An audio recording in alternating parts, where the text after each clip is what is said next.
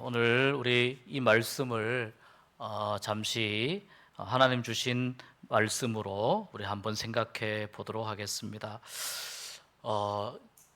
창세기는 크게 두 부분으로 나눈다고 제가 말씀드린 적이 있습니다. 11장까지 창세기를 한 부분으로 잘라서 이 11장까지는 조금 원역사 이렇게 부릅니다. 원역사 이렇게 부르고 12장부터 창세기 50장까지를 이제 족장사 이렇게 부릅니다. 족장사. 12장에 아브라함을 부르시죠. 그리고 우리가 읽은 이 말씀에 보면 이제 이삭이 나오고 그 다음에 이제 이삭의 아들 야곱을 성경이 이야기합니다.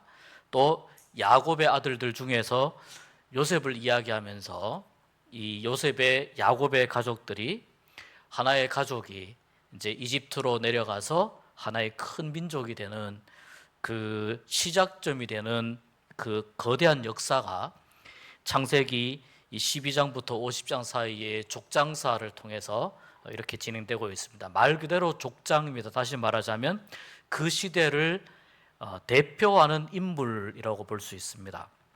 그럼 아브라함, 이삭은 이해가 되는데 야곱도 이해가 안 되는 건 아닙니다. 형 에서가 물론 그렇긴 하지만 또 쌍둥이였고 하나님이 야곱을 선택하셨다. 그런데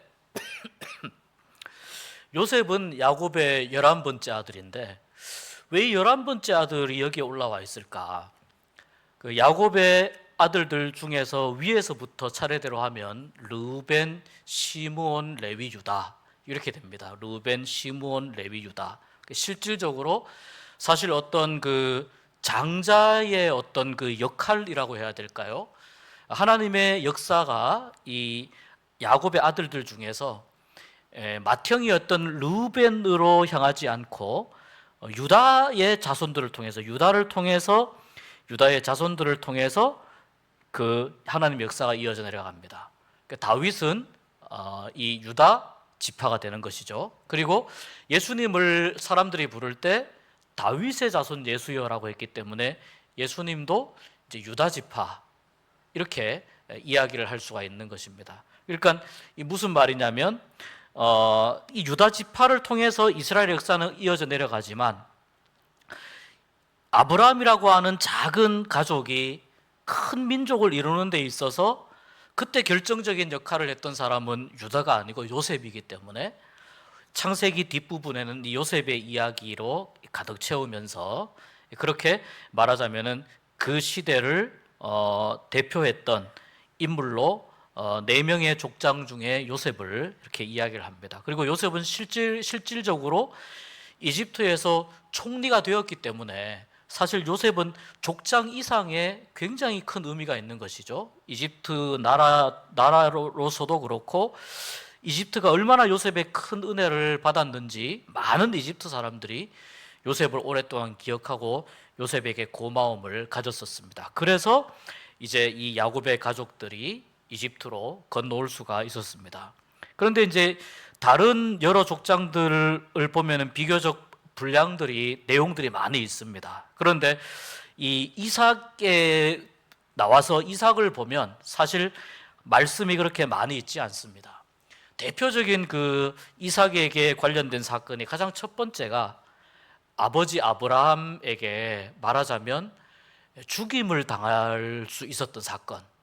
아브라함이 이삭을 번제로 바치라고 했을 때 그때 아마 이 이삭의 인생 가운데에 굉장히 큰 그 의미로 남았을 겁니다. 이삭에게 있어서 아주 중요한 의미로 남았을 겁니다. 그리고 그 사건을 통해서 하나님이 아브라함에게 축복해 주신 것을 이삭은 본인이 죽을 수 있었지만 이삭 또한 아브라함에게 하나님이 주시는 그 축복, 너의 자손들이 많을 것이며 또 하늘의 별과 땅의 모래처럼 많을 것이고 그리고 복을 받을 것이고 많은 민족에게 큰 어떤 영향을 줄 것이다. 이런 하나님의 큰 복을 아브라함에게 약속하실 때 이삭이 그 말씀을 하나님께 예배하는 자리에서 같이 들었을 겁니다. 그러니까 이삭은 아주 어릴 때부터 이 하나님의 약속을 마음속에 새기고, 이 사건은 잊을 수 없는 사건이죠. 이삭에게 있어서. 그 사건이 하나 기록이 되어 있고, 그 다음에 이제 이삭에게 있어서 중요한 사건은 아내 리브가를 만난 사건입니다. 이것이 이제 25장의 사건인데 아주 그 로맨틱하고 매우 이상적인 그런 그 어떤 결혼의 장면, 또 아내와 남편 사이의 만남의 장면, 또 결혼을 어떻게 준비할 것인가, 배우자를 어떻게 준비할 것인가, 이런 어떤 그 중요한 성경적 메시지가 있는 내용이 이 창세기 또 나오는 그 이삭이 리브가를 만나는 장면입니다. 그리고 이제 아주 이삭에게 있어서 중요한 사건이 오늘 우리가 읽은 이 말씀입니다. 이렇게 이삭은 사건이 많이 성경에 기록되어 있지는 않습니다만 굉장히 중요한 신앙적인 의미를 담고 있습니다. 이삭은 아브라함의 아들입니다. 이 이스라엘 그 지형을 가보면은요, 이 땅이 참 굉장히 오묘하게 생겼습니다. 땅 크기가 별로 크지 않습니다. 우리나라 경상남북도 정도, 뭐 이 정도 크기라고 합니다. 그렇게 큰 땅은 아닌데, 이스라엘을 놓고 보면 이 요단 협곡을 기준으로 보면 여기가 가장 높고 거기가 이제 산지 지형이 됩니다. 뭐 예루살렘이라든지 이런 데가 다 거기에 이렇게 쭉 있습니다. 여기에서부터 지중해 쪽으로 점점 이렇게 쭉 내려가는 그런 지형인데, 내려가다가 보면 넓게 펼쳐진 그 평야 같은 지역이 나옵니다. 밀농사, 이스라엘 사람들이 주로 먹는 곡식이 그 땅에서 많이 재배가 되고, 거기에서 더 내려가면은 이제 해변가로 내려가는, 해변은 더 지대가 낮잖아요. 해변 평지 지형으로 이렇게 쭉 내려가는 이런 모양으로 땅이 형성이 되어 있습니다. 그런데 이 좁은 땅덩어리가 기후가 되게 복잡해요. 사막 기후도 있고, 또 이렇게 뭐 산지에서 나타나는 그런 산지 지형의 또 기후도 있고, 또 한쪽은 굉장히 그 평야와 같은 그러한 땅의 모습도 있고, 굉장히 다양합니다. 그런데 주로 이 산지 지형에 이삭이 브엘세바 쪽에 이렇게 거주를 했는데, 이쪽 브엘세바는 또 좀 남쪽에 있는 아주 그 메마른 지역이죠. 여기가 가뭄이 잘 들었습니다. 그래서 이삭 이전에 사실 아브라함도 가뭄이 들어가지고 이집트로도 한번 내려가서 이 가뭄을 이제 피해서 곡식을 얻었던 적이 있고, 또 아브라함이 오늘 이삭이 갔던 이 그랄이라고 하는, 그랄 여기는 블레셋 사람들이 지배하고 있는 땅입니다. 이 그랄 여기에 가서 또 아브라함이 가뭄을 피해서 곡식을 얻고 했었던 적이 있습니다. 그리고 아브라함의 뒤를 이어서 이삭도 이쪽 지역이 그 굉장히 건조하고 곡식이 안 되다 보니까 그 그랄 지역으로, 블레셋 사람들이 사는 그랄 그 평지 지역으로 가서 여기 좀 머물면 좋겠다라고 허락을 얻습니다. 이 그랄 왕 아비멜렉, 이 아비멜렉은 그냥 왕의 칭호입니다. 우리가 뭐 이집트 왕을 파라오 이러는 것처럼 아비멜렉은 그냥 왕의 칭호입니다. 아브라함 때도 아비멜렉이고 이때도 아비멜렉이에요. 쉽게 말해서 그랄의 왕이다 라고 생각하시면 되는데, 이 그랄 왕이 허락을 해줍니다. 그래서 이삭이 그 그랄의 한 지역에 이렇게 평지에 뭐 양들도 데리고 갔을 거고, 또 거기에서 이제 농사를 이렇게 좀 짓게 됩니다. 거기서 거주하면서 농사도 짓고 양도 치고 하는데요, 오늘 12절 이 말씀에 보니까 이삭이 그 땅에서 농사하여 그 해에 100배나 얻었고 여호와께서 복을 주심으로, 그러니까 하나님께서 이삭에게 복을 막 쏟아 부어 주시는 거예요. 이 그랄에 와 있는 이 가뭄을 피해서 와 있는 이삭에게 100배나 얻었다라고 하는 말은 당시의 농법이나 이런 것들이 오늘처럼 이렇게 발달하지 않았을 거 아닙니까? 그러니까 아마도 그 당시에 어떤 농법이나 그런 걸로 봤을 때 얻을 수 있는 수확량의 최대치이지 않았을까? 어마어마한 양을 거두어 드리는 겁니다. 이삭의 농사만 그렇습니다. 블레셋 사람들의 농사는 하나님이 복을 별로 안 주세요. 이삭의 농사만, 또 이삭의 양들만, 이삭의 가축만 하나님이 복을 막 쏟아 부어 주셔가지고 12절 그렇죠. 13절 보면 그 사람이 창대하고 왕성하여 마침내 거부가 되어 가뭄을 피해서, 기근을 피해서 양식을 얻고 잠시 피신을 하러 갔는데, 잠시 피신을 하러 간 그 시간 동안에도 하나님이 이삭에게 어마어마한 복을 부어주신 겁니다. 이삭의 아버지 아브라함과 하신 약속을 지키시는 하나님이시기 때문에 그렇습니다. 이삭이 이 복을 받습니다. 그런데 감당할 수 없을 만큼 복이 많이 와서 가축이나 이런 것들도 엄청나게 늘어나고 거기에다가 종들도 많아집니다. 이삭이 이렇게 거부가 되어가는 모습을 그 그랄 땅에 있는 블레셋 사람들이 지켜보다가 질투가 났습니다. 시기가 났습니다. 여러분은 혹시 그런 적 이렇게 있으신지 모르겠습니다. 믿음으로 내가 막 열심히 살려고 했는데, 하나님의 은혜로 정말 살아가는데, 그런데 하나님께서 나에게 은혜를 주시고 또 나에게를 인도하여 주셔서 이렇게 다른 사람들이 보기에도 많은 복을 받는 그런 어떤 시간일 때에, 그런 상황일 때에 혹시 주위에서 이렇게 시기나 또는 이렇게 질투를 받아본 적이 있으신지 모르겠습니다. 그런 어떤 느낌이라는 것입니다. 옆에서 박수 쳐주면 얼마나 좋습니까? 야, 하나님 잘 믿더니 정말 큰 복을 받는구나, 칭찬해주고 격려해주고 이러면 얼마나 좋습니까? 나도 하나님 잘 믿어야 되겠구나. 근데 블레셋 사람들은 하나님이 그 복을 주신다라는 것을 이삭을 통해서 눈치챌 수 있었겠지만 블레셋 사람들이 시기합니다. 그리고 어떻게 하느냐? 그 그랄 땅에 원래 아브라함이 한번 피난을 왔다고 말씀드렸잖아요.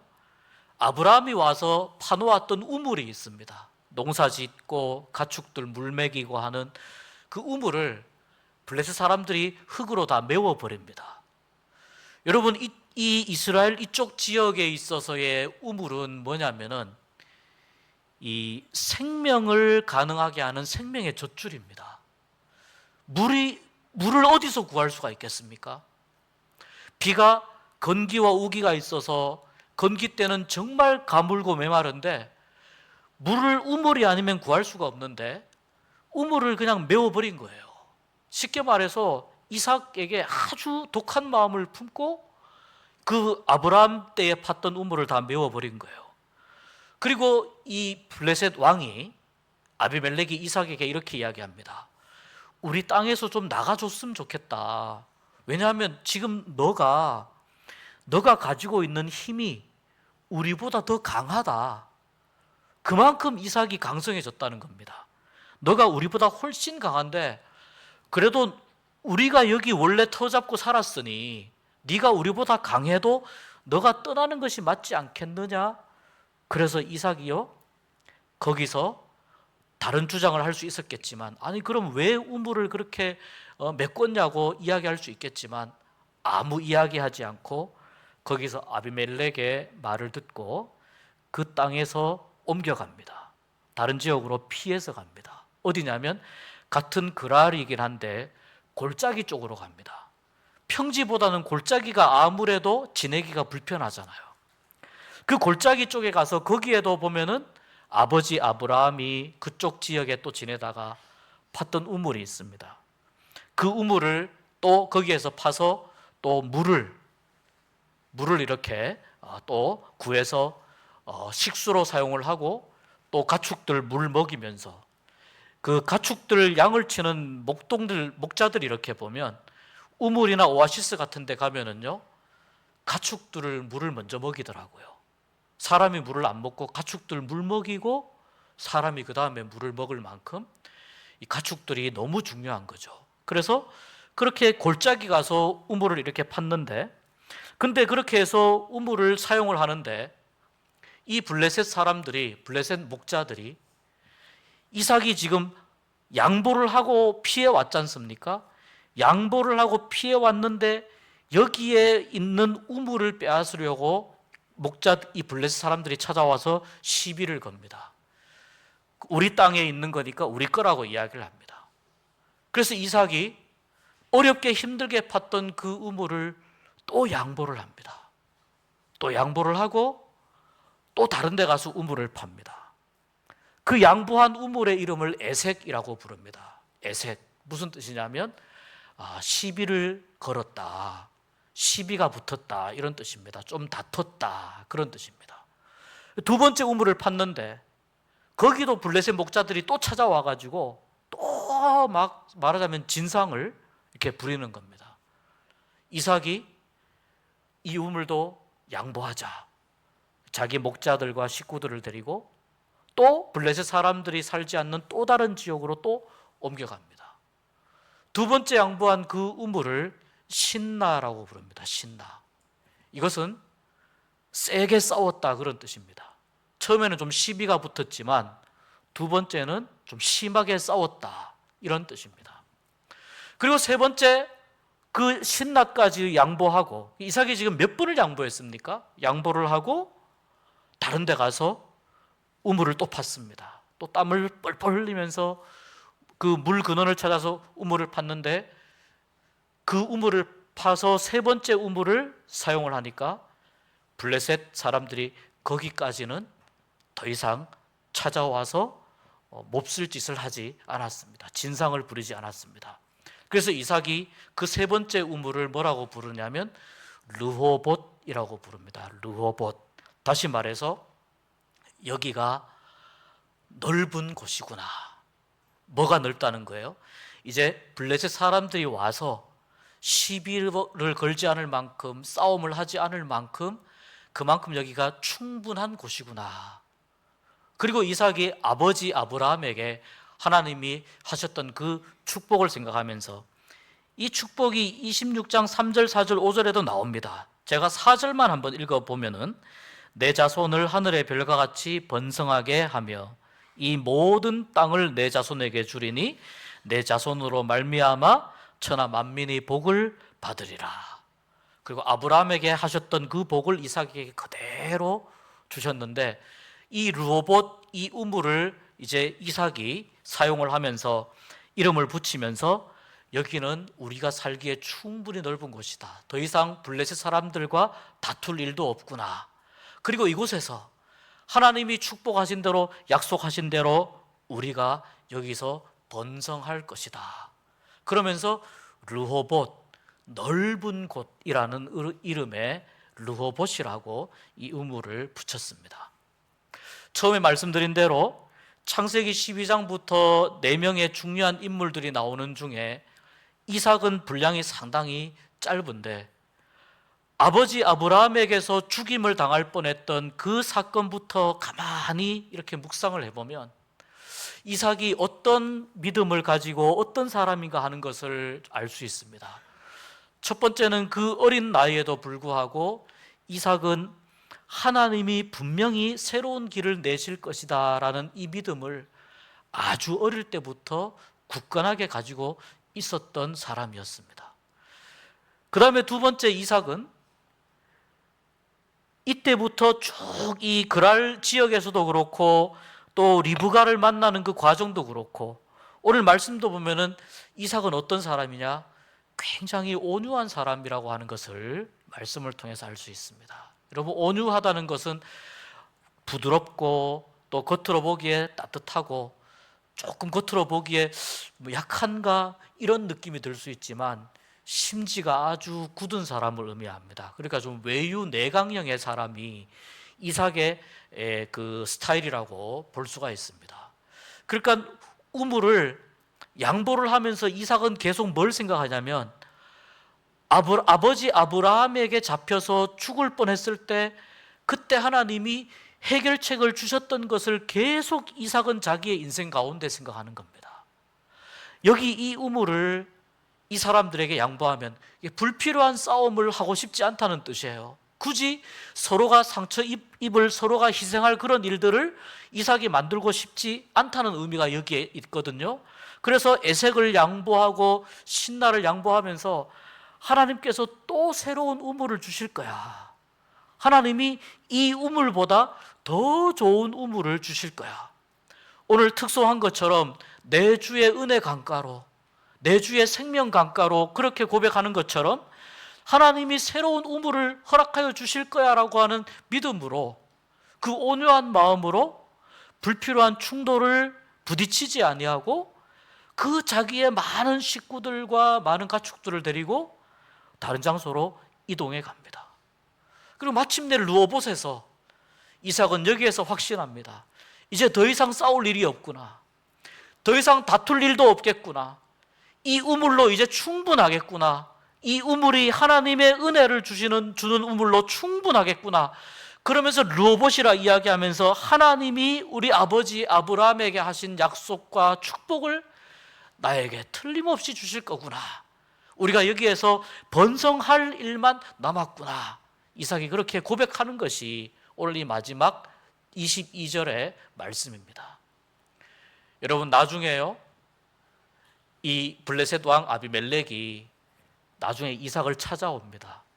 찾아와서 우리 그간에 있었던 거 좀 이렇게 풀고 가자, 이런 의미로 찾아와서 그 블레셋 왕 아비멜렉이 이삭에게 뭐라고 이야기하냐면, 너는 정말 하나님께 복을 받은 사람이야, 이렇게 이야기해 줍니다. 이삭에게.